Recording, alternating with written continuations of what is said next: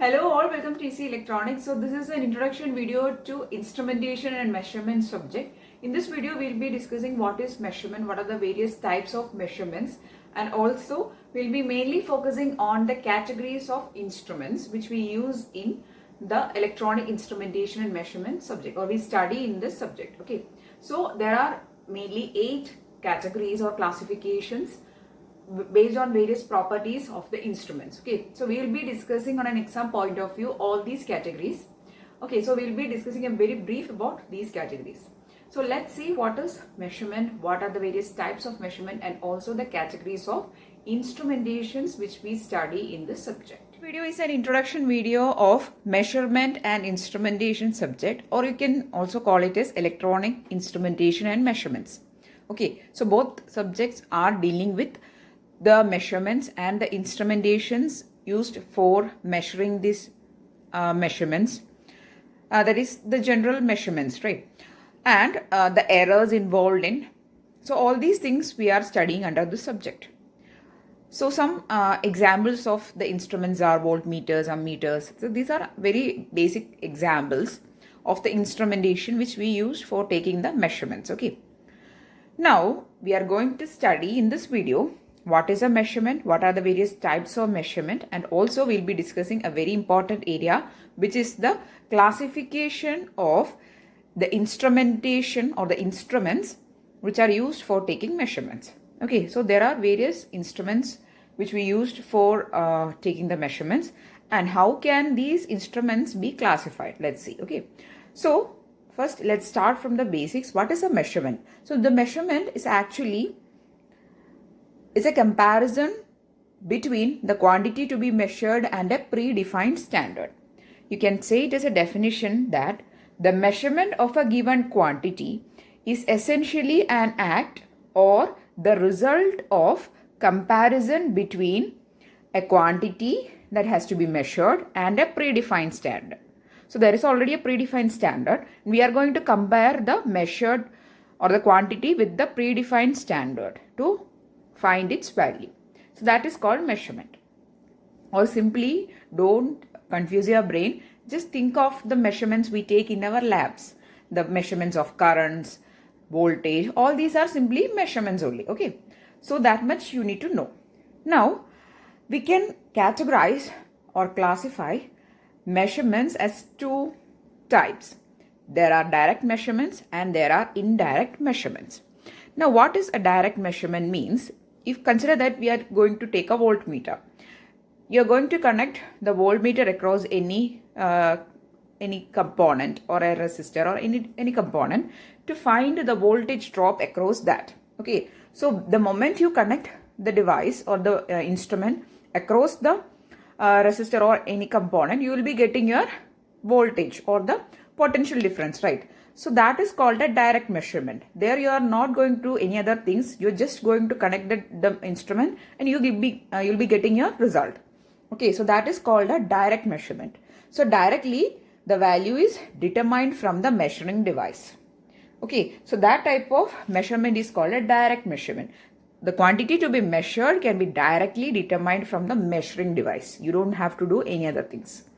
For example, measuring of voltage using a voltmeter, very simple example. Next one is indirect measurement. So in indirect measurement, the quantity to be measured is determined from the measured parameters. You are not going to directly measure the value which you require, but you are going to measure some other parameters, and from these parameters you will be calculating your required quantities value. Okay, for example, this is a very famous example, voltmeter ammeter method we use for finding the resistance.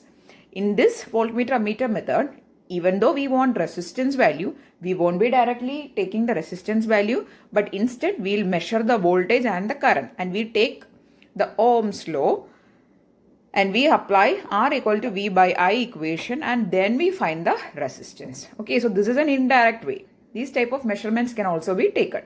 So this is a very broad category of the type of measurements. Okay, direct and indirect measurements. Now this is about the quantity which we are measuring, which is called a measurement. Now let's talk about the important thing, which is the instrument. So in order to measure the measurements, we use a lot of instruments. There are a lot of instruments used for measuring various quantities, right? Now, how can we classify these instruments based on certain factors? Let's see. So the instruments that we use for taking the measurements can be classified as 8 categories. See, not just 8 categories, these are having 2 each, okay? So total 8 classifications we can do based on some parameters, okay? So the first one is direct instruments and comparison instruments. We'll discuss about all these things in detail on an exam point of view, okay? So first one is direct instruments and comparison instruments based on the nature of measurements that we are taking. Then active and passive instruments, it is actually based on the type of energizing source to the instrument. Then null type and deflection, again based on the value, how we take, whether using a null or whether a deflection gives you a reading. Based on that, we again classify. Then analog and digital, the type of signals we take. Then fifth one is indicating, recording or integrating type based on the mode of working. Okay. Then sixth one, absolute and secondary instrument based on the mode of measurement or the based on the measuring results we can classify. Then seventh one, manual and automatic, whether it can perform it by own or some person or a recorder is required to take the reading. That is manual and automatic. Eighth one is actually a very basic classification based on the nature of working, whether it is a mechanical device or an electrical or an electronic device. Okay, so these are the 8 categories in which you can classify the measuring instruments. Okay, so now we are going to see in very brief about these categories one by one. The first category or first classification is direct instruments and comparison instruments. So in direct instrument means we are going to directly measure the quantity to be measured with the help of our instrument. Okay, there is a quantity is measured directly and the reading we call as absolute measurement. Okay, so this type of instrument is called direct instrument. We are going to directly connect our instrument to the point where we want to make the measurement and we take the reading. And we will be directly getting our value. Okay, so this measurement that we take is called absolute measurement. The examples are voltmeter, ammeter, etc. Now, one problem with these type of instruments is that there are chances that the measurement may go wrong due to the erroneous readings. Since we are directly measuring the measurements from the device or from the element, there can be chances that we may go wrong or there will be some error while taking the readings. Okay, so that is one fault with the direct instrument. Second one is comparison instrument. Here what we do is the quantity is measured in comparison with a reference value. Okay, so we will be having some reference values and we will be getting the value or the reading as a comparison with the reference value. Okay, and the measurement is called comparative measurement. Example is Wheaton's bridge. We know that in Wheaton's bridge, we apply the bridge balance formula. There will be some known values connected in the 3 branches and the unknown value will be connected into the 1 branch and we go for a balancing of the bridge. So we are not directly measuring the unknown resistance, but instead we balance the bridge and then we will identify that this is the value for your unknown resistance, right? So such type of a measurement is called a comparative measurement and this type of device is called comparison instrument. Okay, so this is one classification. So the second classification is active instruments and passive instrument. Active instrument means here the device is already active or there is an external power source other than the entity or the device in which we are going to perform our measurement. Okay, so there is an external power source and here the quantity to be measured only activates the magnitude of the external power source. Okay, so when there is a measurement happening, or when the external quantity to be measured is connected to the device, it will only elevate the power.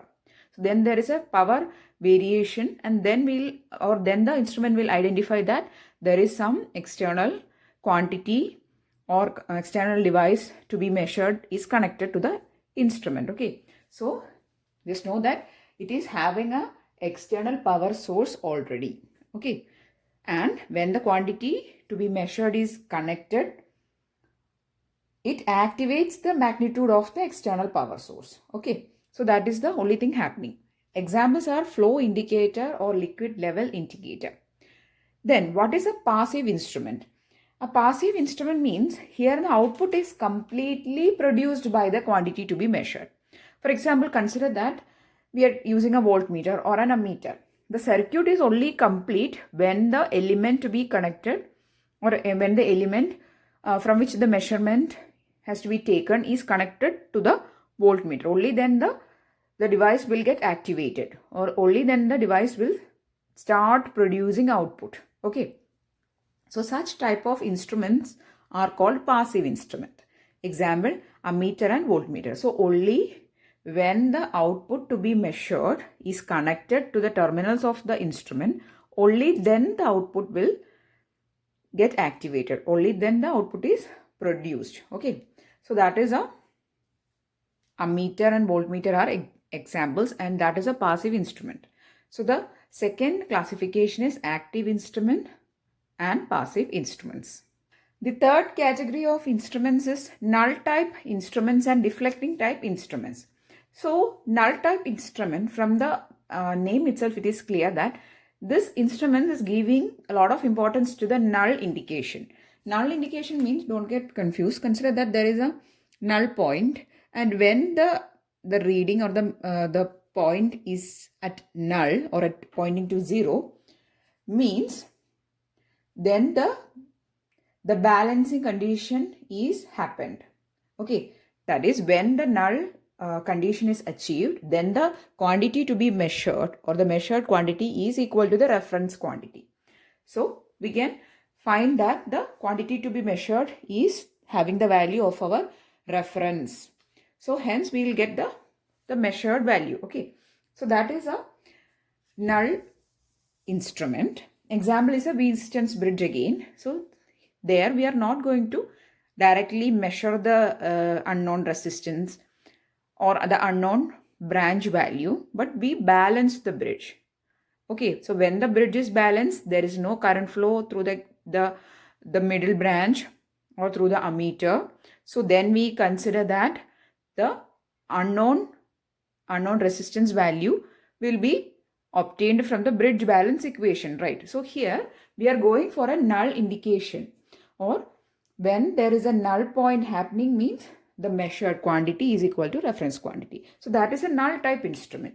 Then the next type is a deflecting type instrument. Means here we don't wait for the null indication, but instead we use a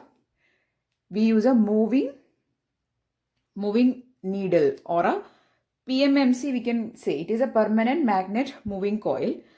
Just like in a voltmeter or an ammeter, there is a moving needle which will give you the readings. Its deflection will give you the readings. Okay, so that is a deflection type of instrument. All the PMMCs, that is the permanent magnet moving coil instruments, can be said as a deflecting type instruments. So this deflecting type instruments can be used to measure under dynamic conditions. Okay, so when there is some dynamic condition in which we want to make our measurement, means we can go for the deflecting type of instruments, because in null type instruments it is most commonly used in the non-dynamic conditions. Okay, but the null type instruments are very sensitive and they are having high accuracy.